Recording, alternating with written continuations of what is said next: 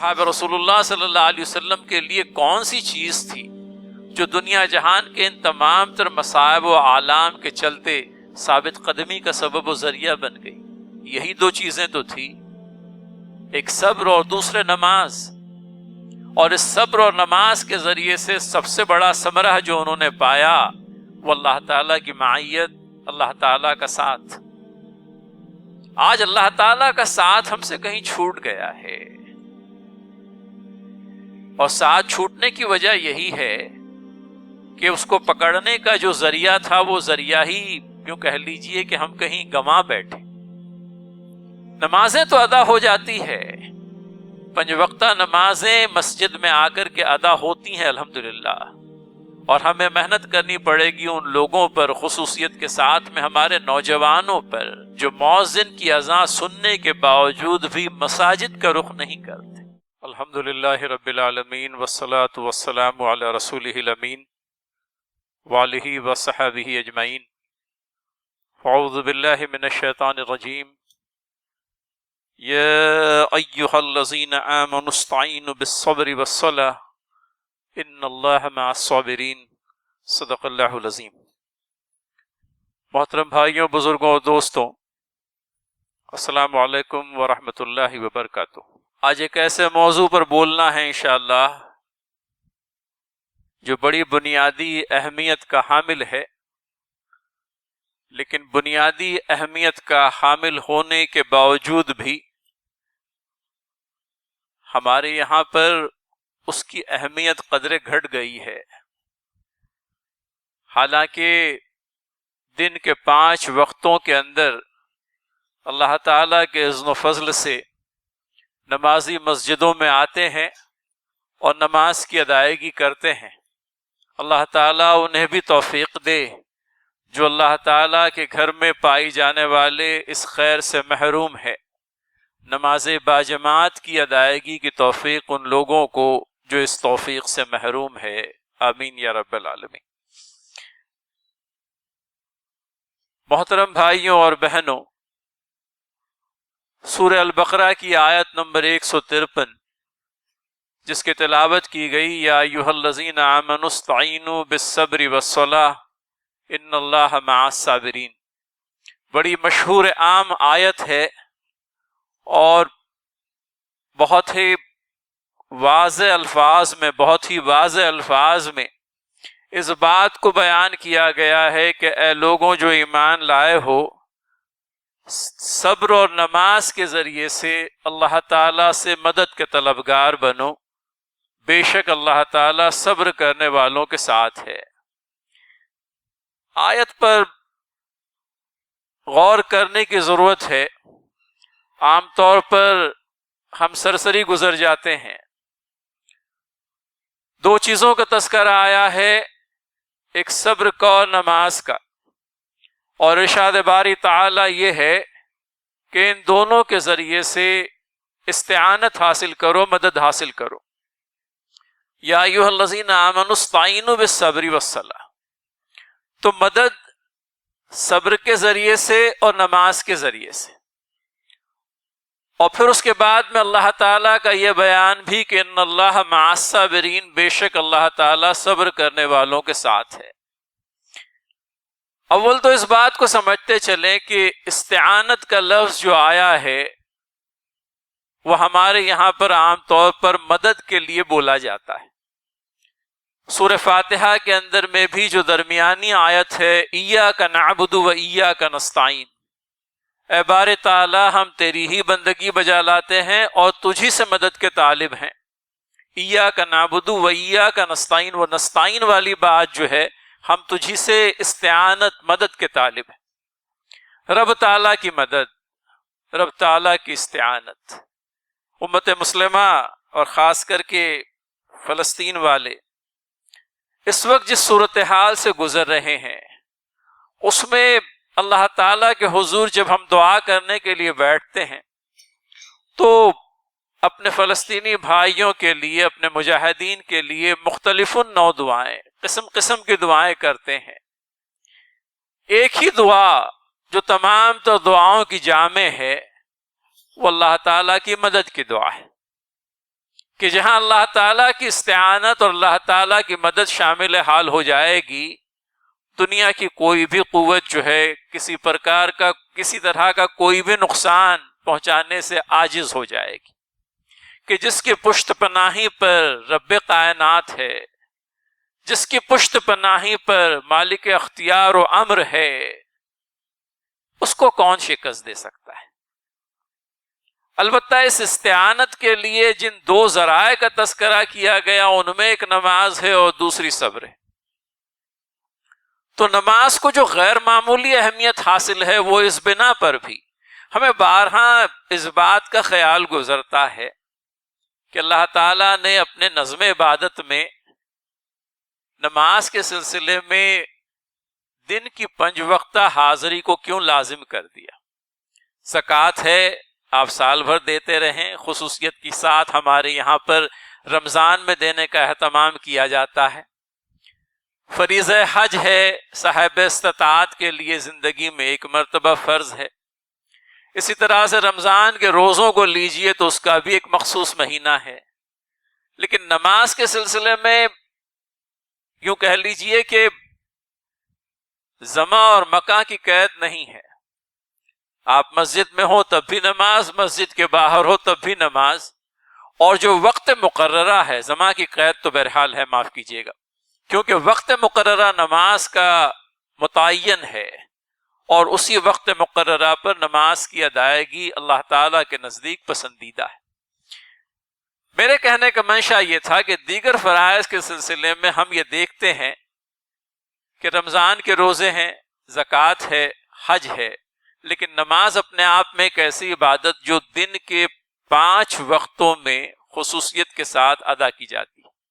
تو ایک عبادت ایسی بھی جو دن کے 5 وقتوں میں ادا کی جاتی ہے۔ نماز ہر روز ہے اور ہر روز کے 5 وقتوں میں ہے، اور جو نوافل ادا کرنے والے ہیں ان کے لیے تو مزید اوقات بھی ہیں نماز کے۔ تو پتہ یہ چلتا ہے کہ عبادات کے اندر میں نماز کو جو غیر معمولی اہمیت حاصل ہے، اس کی وجہ کیا ہے؟ ہم نے اس بات پر کبھی غور کرنے کی ضرورت ہے۔ اپنے تمام تر بھائیوں اور بہنوں سے التماس کرنا چاہوں گا، نماز کی اس غیر معمولی اہمیت پر غور کریں کبھی۔ اللہ تعالیٰ نے 5 وقتہ نماز کو کیوں فرض کر دیا ہے؟ یہ ضرور ہے کہ عبادت اور نماز کے ذریعے سے اللہ تعالیٰ سے ہمارا رشتہ جو ہے ٹھیٹ جڑ جاتا ہے۔ رب تعالیٰ کی بندگی کا جو سب سے بہترین مظہر ہے وہ نماز ہے۔ اللہ تعالیٰ کی پرستش، اللہ تعالیٰ کی اطاعت، اللہ تعالیٰ کی فرما برداری نماز ہے، اور نماز کے علاوہ بھی ہے۔ لیکن نماز کے سلسلے میں یہ غیر معمولی اہمیت کیوں؟ آج جب اس موضوع کے لیے کچھ تیاری کر رہا تھا تو یہ آیت نظر سے گزری، یا ایھا الذین آمنوا استعینوا بالصبر والصلاۃ۔ اللہ تعالیٰ نے نماز کو استعانت کا باعث اور ذریعہ قرار دیا۔ نماز کے ذریعے سے مدد حاصل کرو، نماز کے ذریعے سے اللہ تعالیٰ کی استعانت کے طلبگار ہو جاؤ۔ اور پھر اس کے بعد میں تشریح میں جو نکات گزرے ہیں ان میں یہ پتہ چلتا ہے کہ نماز اللہ کے نبی صلی اللہ علیہ وسلم اور صحابہ کرام رضی اللہ تعالی عنہم اجمعین کے لیے جہاں قرب الہی کا ایک ذریعہ تھی، وہیں پر راہ استقامت میں جم جانے کے لیے، دشمنوں کے تمام تر ہیلوں اور حربوں کو بیکار کر دینے کے لیے نماز کلیدی رول ادا کرتی رہی۔ ہماری مشکل ایسی ہو گئی کہ ہم نے نماز کو بھی دنیاوی فیوز اور برکات کے حصول کا باعث بنا لیا ہے۔ اپنے آپ میں صلاۃ الحاجہ کا بھی بیان آتا ہے، لیکن اس کو محدود نہ کریں۔ نماز اپنے آپ میں ایک بہت بلند و بالا شے ہے۔ حصول حاجہ کے لیے نماز کی ادائیگی اپنے آپ میں بہرحال ہم کو اس بات کی تعلیم بھی دی گئی ہے کہ اپنی کسی جائز ضرورت کی تکمیل کے لیے اللہ تعالیٰ سے نماز کے ذریعے سے رجوع کریں۔ لیکن قرن اولیٰ کے مسلمانوں کا، اصحاب رسول اللہ صلی اللہ علیہ وسلم نے نماز کو جس غرض کے لیے اختیار کیا وہ حصول دنیا کم ہی تھا، اور جس غرض کے لیے اللہ تعالیٰ کے ان پسندیدہ لوگوں نے نماز کو اختیار کیا، راہ حق میں پیش آنے والی مشکلات پر فتح یابی کے لیے، آج دینی اعتبار سے ہماری کوششیں محدود ہو کر کے رہ گئی، ورنہ صاحب رسالت صلی اللہ علیہ وسلم کی زندگی پر اور آپ کے اصحاب رضی اللہ تعالی عنہم اجمعین کی زندگی پر نظر ڈالیں تو آپ کی پوری زندگی اللہ تعالیٰ کی طرف بندگان خدا کو بلانے سے عبارت تھی۔ مشن رسالت صلی اللہ علیہ وسلم، اللہ کے نبی صلی اللہ علیہ وسلم کا نبوی مشن کیا تھا، اور جسے ہم بخوبی جانتے ہیں، رب تعالیٰ کی طرف اللہ تعالیٰ کے بندوں کو بلانا، ایمان کی دعوت، اللہ تعالیٰ پر ایمان لاؤ فلاح پا جاؤ گے، دنیا کے تمام سے جھوٹے خداؤں سے بندگان خدا کو ان کی خدائی سے نکال کر خالصتاً اللہ تعالیٰ کی بندگی میں دینے کا کام، اللہ تعالیٰ کی طرف بلانے کا کام، اللہ تعالیٰ کے محبوب دین کی تعلیم و تلقین، یہ وہ کام تھا جو دن اور رات کا مشغلہ بن گیا تھا۔ یہ وہ کام تھا جس کو کرنے کے لیے اللہ تعالیٰ سے مدد و استعانت طلب کی جاتی تھی، اور مدد و استعانت کس شے سے طلب کی جاتی تھی؟ تو نمازوں کے ذریعے سے۔ تو نماز کرنے اولا کے مسلمانوں کے لیے، اصحاب رسول اللہ صلی اللہ علیہ وسلم کے لیے، رسالت مآب صلی اللہ علیہ وسلم کے لیے راہ حق میں پیش آنے والی مشکلات پر فتح یابی کا ذریعہ تھی۔ نماز ان لوگوں کے لیے اللہ تعالیٰ سے تعلق کو ٹھیٹ جوڑ دینے کا باعث و ذریعہ تھی۔ تعلق باللہ جسے ہم کہتے ہیں، بندے کا تعلق اللہ تعالیٰ سے جڑ جائے، ہمارے آپ سے تعلقات جس قدر مضبوط ہے اس سے کہیں زیادہ تعلق اللہ تعالیٰ سے ہمارا مضبوط ہو جائے۔ پھر اسی طرح سے نماز اللہ تعالیٰ کے قرب کا باعث تھی، اللہ تعالیٰ کا قرب، اللہ تعالیٰ کی معیت، ان اللہ مع الصابرین، اللہ تعالیٰ صبر کرنے والوں کے ساتھ ہے۔ حالانکہ آیت کے اگلے حصے میں صبر اور نماز دونوں کا تذکرہ آیا، تو پتہ یہ چلتا ہے کہ نماز جو ہے قرب الہی کا سب سے بہترین ذریعہ و باعث ہے، اور جہاں اللہ تعالیٰ کی پشت پناہی حاصل ہو گئی، جہاں اللہ تعالیٰ کا ساتھ حاصل ہو گیا، تو پھر دنیا والوں کا ساتھ کوئی خاص اہمیت نہیں رکھتا۔ لیکن اس ساتھ کو پانے کے لیے جو وسیلہ بتایا گیا وہ نماز ہے، اور پھر اسی طرح سے قرب الہی کا ضامن ہے اپنے آپ میں اللہ تعالیٰ کے حضور خشوع و خضوع کے ساتھ ادا کی جانے والی نمازیں۔ تو اس اعتبار سے بھی، اور 5 وقتہ نمازوں کے علاوہ اللہ تعالیٰ کے نبی صلی اللہ علیہ وسلم کو محبوب تھی وہ آدھی رات کی نماز، نماز تہجد۔ اپنی زندگی میں ایک معمول بنائیں ضرور میرے بھائی، رات کے کسی پہر میں، ضروری نہیں کہ ہر روز، ہفتے میں 1 مرتبہ، کم از کم مہینے میں 1 مرتبہ، جبکہ ساری خلقت سو رہی ہے اور آپ اللہ تعالیٰ سے رجوع ہو گئے، آپ نے رات کے اس پہر میں جبکہ سب سو گئے ہیں اپنے آپ کو جگایا اور اللہ تعالیٰ سے رجوع ہو گئے۔ حدیث میں آتا ہے کہ اللہ تعالیٰ رحمت نازل کرے اس شخص پر جو بذات خود اٹھا رات کے اس پہر میں اور اللہ تعالیٰ کے حضور نماز کے لیے، تہجد کے لیے کھڑا ہو گیا۔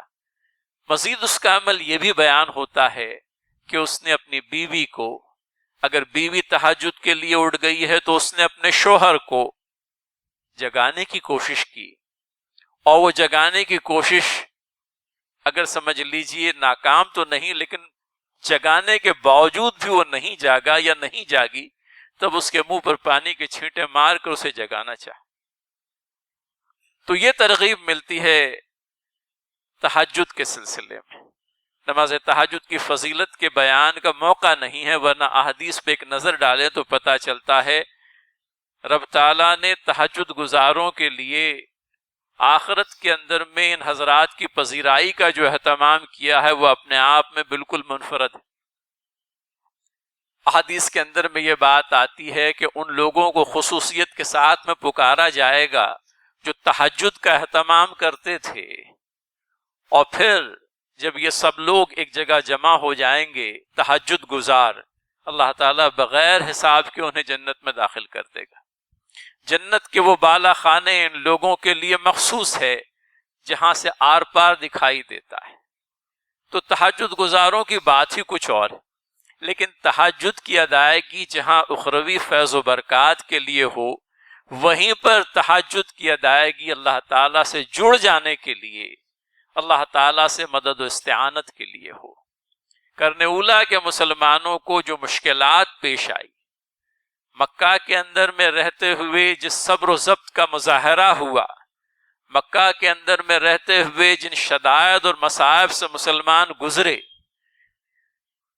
ان شدائد اور مصائب سے گزرتے ہوئے ثابت قدمی آخر کس شے سے حاصل ہوئی، اور وہ مظالم بھی کون سے؟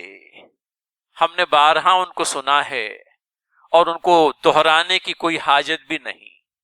اللہ تعالیٰ کا دین ان بزرگان دین سے ہم تک پہنچا، اللہ تعالیٰ ان کی قبروں کو منور کرے اور ان کے درجات کو بلند کرے کہ ان کی جانفشانی کوششوں اور قربانیوں کے نتیجے میں اللہ تعالیٰ کا یہ دین ہم تک پہنچا، اور اس دین کے پہنچنے کے ساتھ میں اللہ تعالیٰ نے دنیا کے بہت سے لوگوں سے ہمیں ممیز اور ممتاز کیا، اور یوں کہہ لیجئے کہ اپنی بندگی کے لیے منتخب کر لیا۔ لہٰذا اس بات کو، اس نعمت کو یوں کہہ لیجئے کہ ہر دل عزیز جانے۔ مزید یہ بھی کہ اصحاب رسول اللہ صلی اللہ علیہ وسلم کے لیے کون سی چیز تھی جو دنیا جہان کے ان تمام تر مصائب و آلام کے چلتے ثابت قدمی کا سبب و ذریعہ بن گئی؟ یہی دو چیزیں تو تھی، ایک صبر اور دوسرے نماز، اور اس صبر اور نماز کے ذریعے سے سب سے بڑا ثمرہ جو انہوں نے پایا وہ اللہ تعالیٰ کی معیت، اللہ تعالیٰ کا ساتھ۔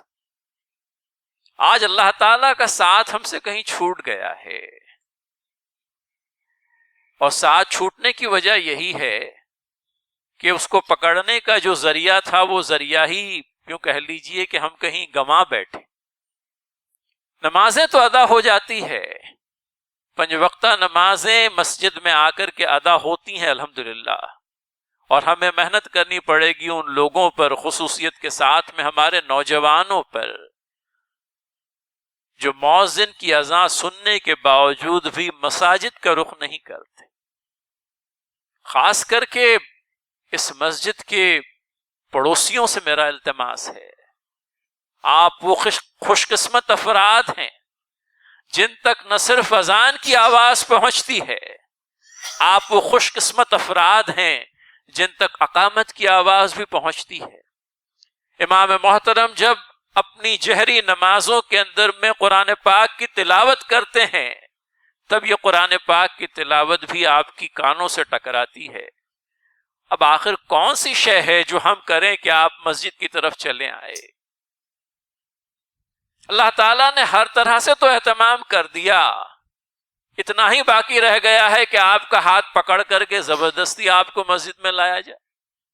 یہ تو اللہ تعالیٰ کی اسکیم آف تھنگز میں نہیں ہے۔ اللہ تعالیٰ نے بندگان خدا کے لیے جو ترتیب بنائی ہے، اس ترتیب کے اندر میں یہ شے شامل نہیں ہے کہ تمام تر بندگان خدا سے بحالت مجبوری طوعاً و کرہن اللہ تعالیٰ کی بندگی کرائی جائے، یہ نہیں ہے۔ اختیار کی آزادی دے کر گویا کہ اس امتحان میں ہم کو ڈال دیا ہے جس میں کامیاب ہونے پر جنتوں کی بشارت ہے۔ لہٰذا آپ کے اختیار میں ہے کہ آپ رب کے منادی کے ندا سننے کے بعد میں مسجد کا رخ کرتے ہیں یا نہیں کرتے ہیں، لیکن رخ کریں، کیونکہ بہرحال ایک وقت ایسا بھی آنا ہے جب ہماری نماز پڑھائی جائے گی، تب ہمارے لیے کوئی موقع نہیں ہوگا نماز پڑھنے کا۔ تو نماز پڑھیں اس سے پہلے کہ ہماری اپنی نماز پڑھائی جائے۔ میرے بھائی، ایک ایسی شے ہے جس کو اگر سمجھ لیجئے ہم نے ڈھنگ سے حاصل کر لیا نا، اللہ تعالیٰ خود اپنی کتاب میں کہتا ہے ان اللہ مع الصابرین، صبر کا تذکرہ آیا، نماز کا تذکرہ نہیں آیا، کیونکہ شارحین نے یہ بھی لکھا ہے، مفسرین نے یہ بات بھی لکھی ہے کہ نماز تو بذات خود اپنے آپ میں اللہ تعالیٰ کی معیت کی ضامن ہے، لہٰذا اس کے تذکرے کو ضروری نہیں سمجھا گیا، صبر پر بات کہہ کر کے بات کو ختم کر دیا گیا، کیونکہ نماز تو اپنے آپ میں ہے ہی ایسی جو اللہ تعالیٰ کی طرف سے ملنے والی مدد اور استعانت کا باعث و ذریعہ بن جائے گی۔ اور پھر اس کے بعد میں اس گفتگو کو مکمل کرتے ہوئے اللہ کے نبی صلی اللہ علیہ وسلم کی وہ حدیث ارشاد رسالت میں آپ صلی اللہ علیہ وسلم ہے، طہارت اور پاکیزگی جزو ایمان ہے۔ اب کہیں یہ بھی عذر سامنے آتا ہے، خاص کر کے ہماری ان بستیوں میں رہنے والے جو کسی درجہ پسماندہ ہے، کسی سے نماز کے لیے کہا جائے، آپ نے دیکھا بھی ہوگا کبھی کہ نماز جنازے کے اندر میں لوگ تو بہت سے جلوس جنازہ میں شامل ہوتے ہیں، لیکن کچھ ایسے بھی ہیں جو نماز میں آ کر کے کھڑے نہیں ہو جاتے، اور جب ان سے پوچھا جاتا ہے تو وہ بیچارے شرماتے ہوئے کہیں یہ کہتے ہیں کہ میں پاک نہیں تھا۔ تم مومن ہو اور تم پاک نہیں ہو، جبکہ تمہارے رسول اللہ صلی اللہ علیہ وسلم نے یہ بات کہی کہ نفاست، پاکیزگی، طہارت جزو ایمان ہے۔ تو وہ آدمی بھلا مومن کیسے ہو سکتا ہے جو پاک اور ستھرا نہیں؟